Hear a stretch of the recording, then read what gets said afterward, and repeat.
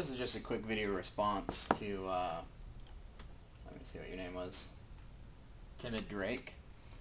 You said, "You're wrong actually, only the slot system has been scrapped. The unit-specific restrictions such as 1 plus bulls, 0 to 1 tyrants, etc. are still there, sadly."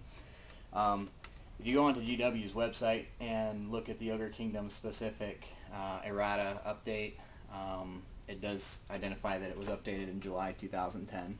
And on this, it does say that on page 66 through 67, the Army list entry, ignore this page and use the rules for choosing an army in the Warhammer Basic Rulebook. Okay, so when you look at page 67, and particularly at the top right here, it says that in some cases other limitations and or requirements may apply to particular types of units or kinds of units. This is specifically noted in the front of their entry, denoting that at least one unit of them must always be taken. That would be like the bulls. Other units, such as tyrants, are accompanied by a note, i.e. 0 to 1, explaining that a maximum of one unit of this kind can be included in the army.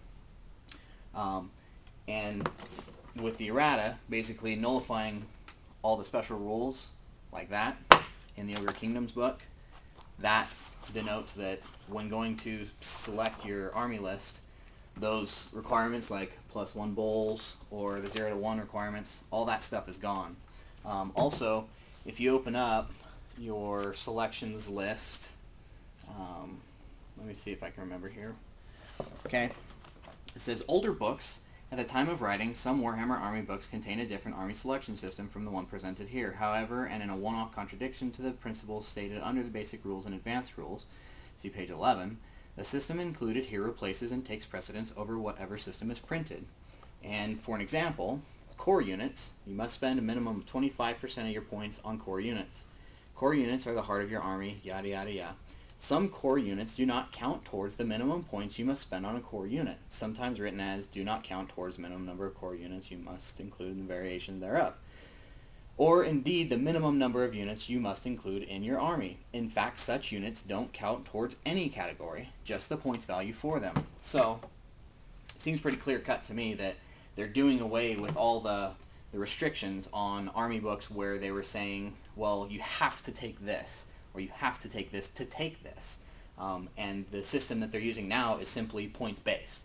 They don't care how many of what you put in there, so long as you're not going over your percentages. So, let's see here. Also, I noticed you said you also need one rank to break ogres, or one rank to break ranks.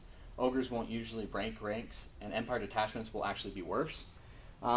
I mean, that's just your matter of opinion. I think detachment special rules for their countercharge and things like that, you're going to be seeing larger units of detachments, and so when an Empire unit takes a direct charge, their detachments will then get to automatically swing in.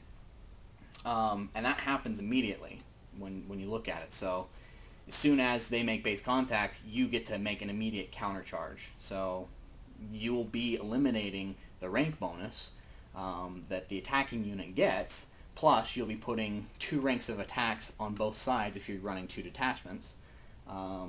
Plus your parent unit should be a pretty decent sized unit, in my opinion. One thing to kind of remember here is that the games are really designed to be much larger now, so you're going to be seeing much larger blocks of infantry, much larger blocks of detachments, things like that.